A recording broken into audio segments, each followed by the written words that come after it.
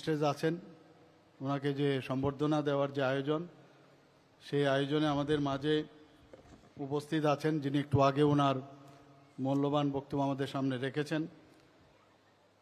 এই এলাকার জনপ্রিয় বিধায়িকা শ্রীমতী অন্তরা সরকার দেব মহাদয়া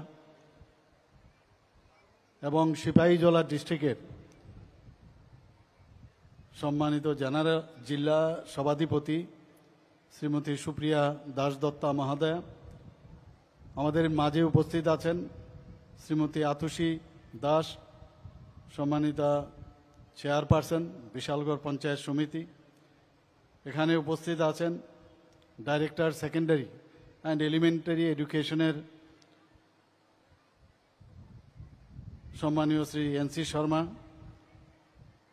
যিনি স্বাগত ভাষণ আমাদের সামনে রেখেছেন। District magistrate and collector Sepahijala ডিস্ট্রিক্টের ডক্টর সিদ্ধার্থ শিবজয় শাল,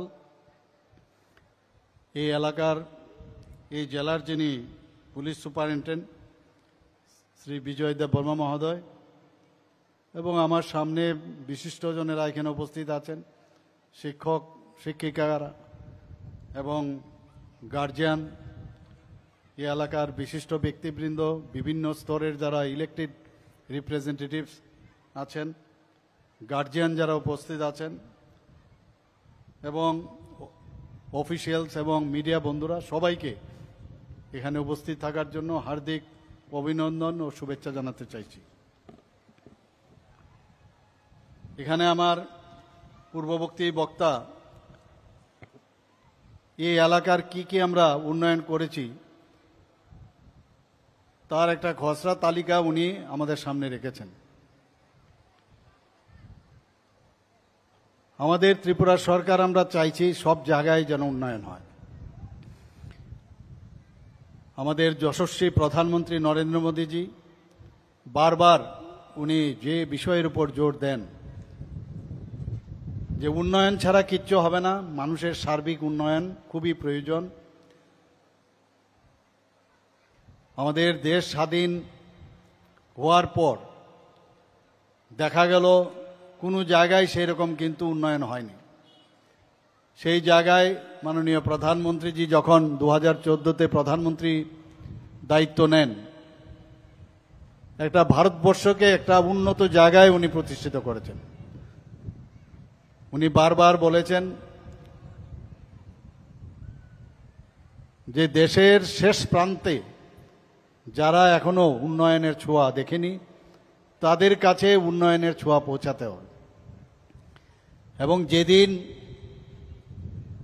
এই লাস্ট মাইলের ব্যক্তিদের কাছে উন্নয়ন পৌঁছে যাবে এবং উন্নত থেকে উন্নততর করা যাবে, তবেই রাজ্য এবং দেশ উন্নয়ন হবে।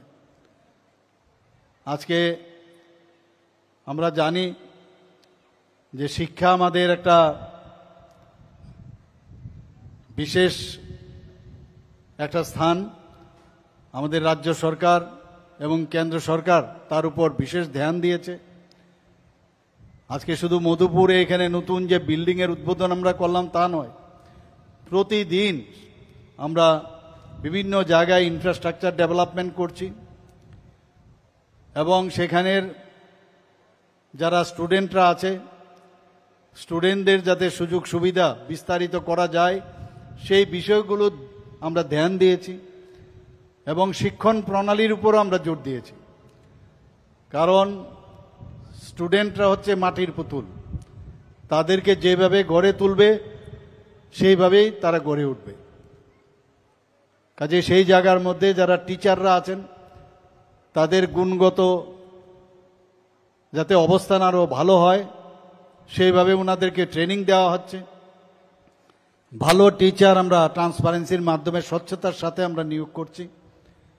আপনারা এর মধ্যে নিশ্চয়ই দেখেছেন যে টেটের মাধ্যমে আমরা টিচার নিয়োগ করছি। বিভিন্ন স্কুলের যে নতুন নতুন এখন যে সুযোগ সুবিধা, ডিজিটাল ইন্ডিয়া, আমরা ডিজিটাল ত্রিপুরা, সেই সব লক্ষ্যে ক্লাসরুমগুলোতেও আমরা স্মার্ট ক্লাস তৈরি করার ব্যবস্থা করেছি। টিঙ্কারিং ল্যাব থেকে আরম্ভ করে ইনোভেটিভ যা যা দরকার আমরা সেইগুলোর ব্যবস্থা করেছি। আজকে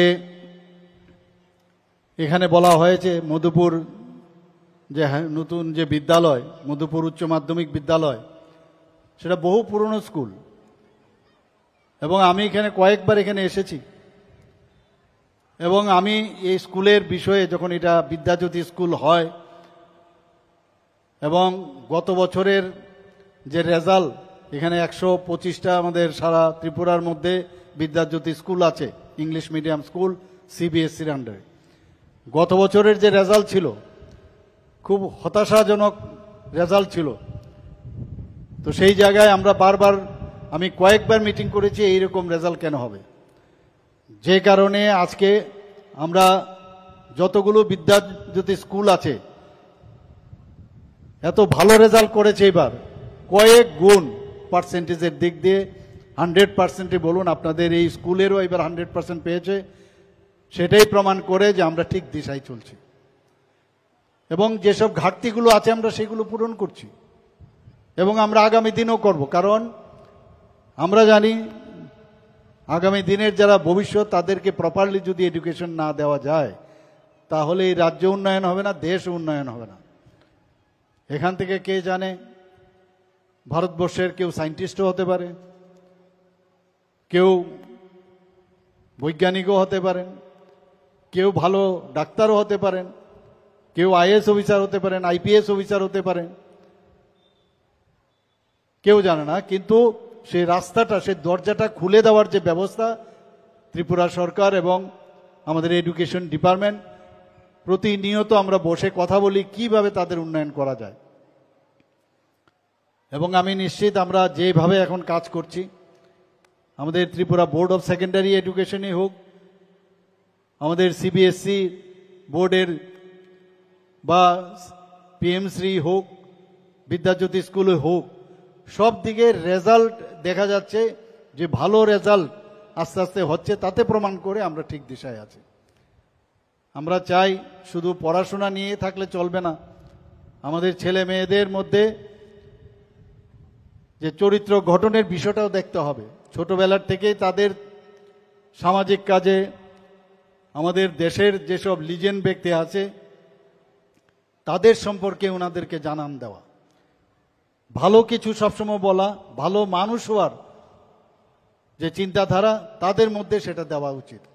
কারণ দিস ইজ দ্য ফাউন্ডেশন ইয়ার। এই বয়সেই যদি আমরা তাদেরকে ফাউন্ডেশনটা স্ট্রং করি, তবে আগামী দিনের তারা ভবিষ্যৎ হবে। আমরা গত দুদিন আগে সারা ভারতবর্ষের মধ্যে আমরা সাক্ষরতার দিক দিয়ে তৃতীয় স্টেট হিসাবে আমরা ঘোষণা করে দিই গত দুদিন আগে। আপনারা জানেন রবীন্দ্র ভবনে 95.6% যে ইউনেস্কোর যে ক্রাইটেরিয়া, এবং সেই ক্রাইটেরিয়া এখানে শুধু খালি সিগনেচার করায় না, বিভিন্ন ক্রাইটেরিয়াতে পাশ করলেই তবেই সেটা ঘোষণা হয়। এর আগে আরো দুটো স্টেট ছিল, কিন্তু আমাদের স্টেটে কিন্তু পপুলেশন অনেক বেশি ছিল। তো সেই দিক দিয়ে এখন পূর্ণ সাক্ষরতার দিক দিয়ে আমরা পূর্ণতা পেয়েছি এবং এখানে 95.6%। এটার অর্থ এই না যে 100% হয়নি। আমি দিল্লির থেকে যিনি ম্যাডাম এসেছিলেন, যেদিন আমি ঘোষণা দিই, ওনাকে আমি জিজ্ঞেস করেছিলাম, বিষয়ে জানতে চেয়েছিলাম। উনি বললেন এর অর্থ হচ্ছে যার বাকি যে পার্সেন্টেজ আছে তাদের মানসিক সমস্যা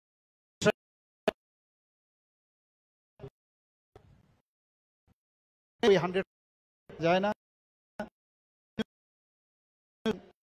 যে 95 আসলে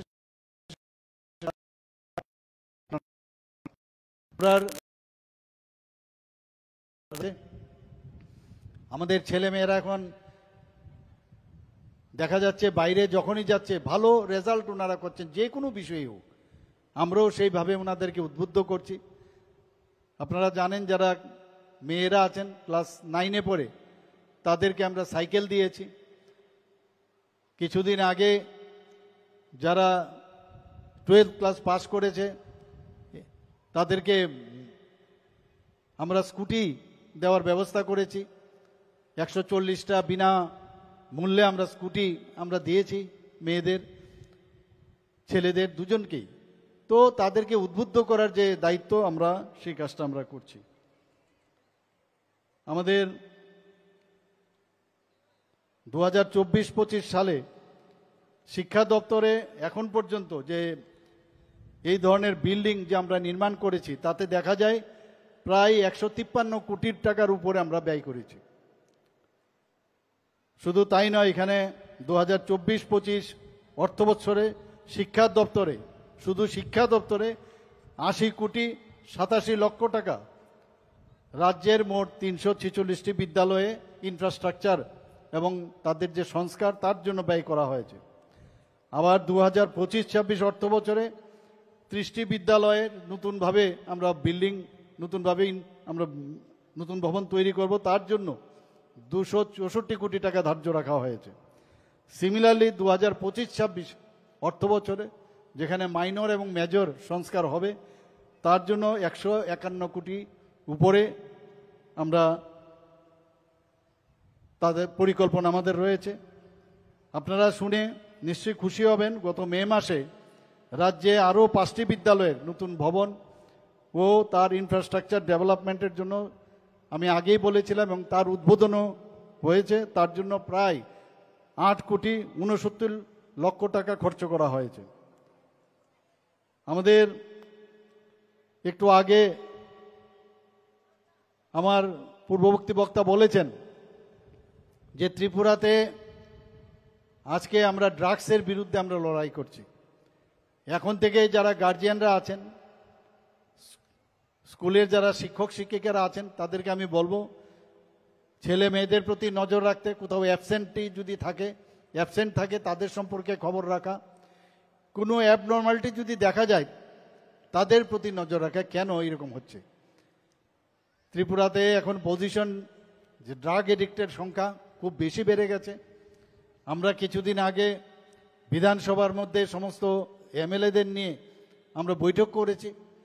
সমস্ত জনপ্রতিনিধিগণ সমস্ত জায়গায় যাবে, সেখানে গিয়ে এই ড্রাগ অ্যাবিউজ সেই সম্পর্কে অ্যাওয়ারনেস প্রোগ্রাম করা হবে। এখানে আমরা জানি শুধু ড্রাগ অ্যাবিউজের সাথে সাথে আরেকটা যে একটা বিরাট সমস্যা হচ্ছে সেটা হচ্ছে এইচআইভি ইনফেকশন। এবং এইচআইভি ইনফেকশন যদি প্রথমেই আমরা তার ট্রিটমেন্ট না করাই তাহলে এইডস হওয়ার প্রবণতা থাকে। আর এইচআইভি এবং এইডস একবার হলে, সেই ইনফেকশন যদি একবার হয় তাহলে কিন্তু আর কোনো দিন তার থেকে বেরোনো যায় না। কিন্তু তাদের যে ভাইরাল লোড সেটা ওষুধের মাধ্যমে সেটা কমানো যায়। অ্যান্টি রেট্রোভাইরাল যে থেরাপি ট্রিটমেন্ট সেই ব্যবস্থা আমরা বিভিন্ন হসপিটালে আমরা করেছি। সেগুলো নিলে ভাইরাল লোড যদি কম থাকে তাহলে মাদারদের বেলায় তাদের থেকে তাদের যে প্রেগনেন্সির সময় বাচ্চাদের কাছে যাওয়ার সম্ভাবনা কম থাকে। ইভেন অনেক বিষয় আছে, আমরা সেক্স এডুকেশনের কথা বলছি, এখন ছেলে মেয়েদের মধ্যে সেই সেক্স এডুকেশন নিয়ে আমাদের কথা বলা উচিত। এবং তার জন্য এই অ্যাওয়ারনেস যারা এখানে টিচাররা আছেন আমি তাদেরকে বলবো, আমরাও মাঝখানে একটা পরিকল্পনা করেছি যে আমাদের পাঠ্যের যে কারিকুলাম তার মধ্যেও এইচআইভি এইডস এবং এই যে ড্রাগস এডিকশন তার বিষয় এবং তাতে কি সমস্যা হতে পারে। ওপিয়েটস সাবস্টিটিউট থেরাপি হয়।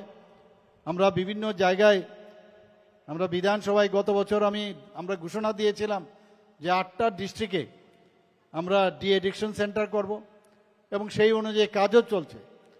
এবং বেশ বড় আকারের এই সিপাহীজলার বিশ্রামগঞ্জে আমি সেখানে ভূমি পূজনও করেছি। সেখানেও একটা এই এন্টি ড্রাগ